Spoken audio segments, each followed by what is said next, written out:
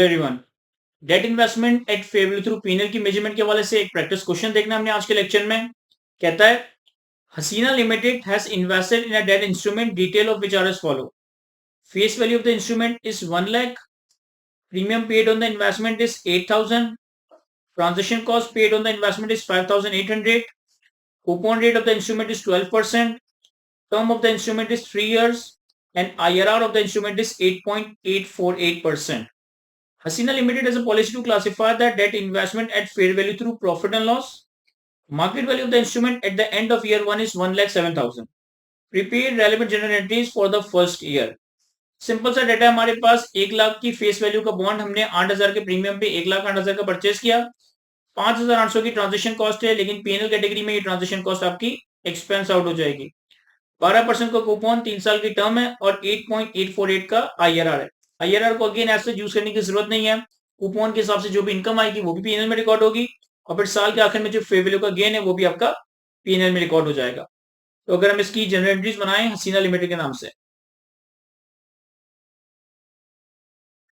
सबसे पहले हमने परचेज किया इसे 1 लाख और 8,000 का प्रीमियम।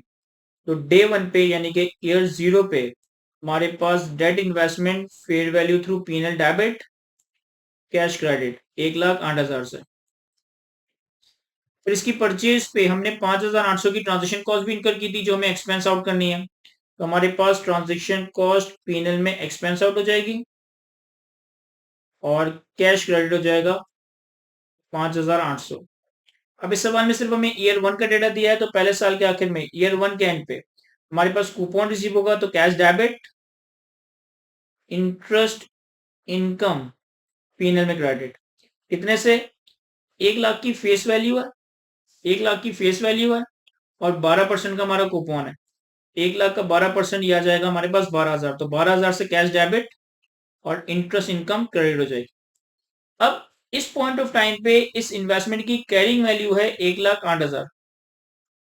आपने ओरिजिनली डे 1 पे से 1,08,000 पे रिकॉर्ड किया था और इस पॉइंट ऑफ टाइम पे इस इन्वेस्टमेंट की फेयर वैल्यू है 1,07,000। ये हमें सवाल में गिवन है।